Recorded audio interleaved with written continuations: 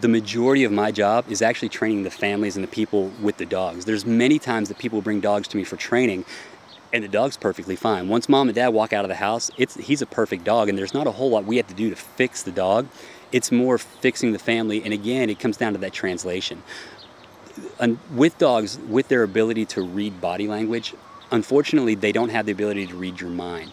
So you have situations.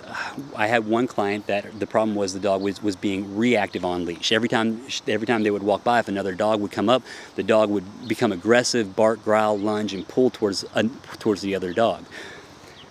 Well, when it came down to it, whenever I took the dog for a walk, never saw it. No barking, no growling, no lunging. So what it turns out is that the dog was actually feeding off of mom or dad's anxiety that they were feeling, because the first time the dog barked, what happens is, as a human being, our anxiety goes up, and our anxiety shows through our body language. So Fido looks up and goes, "Oh, mom's anxious and she's nervous," and then he starts looking around the area, going, "Well, what's new in this area to cause this to happen to mom?"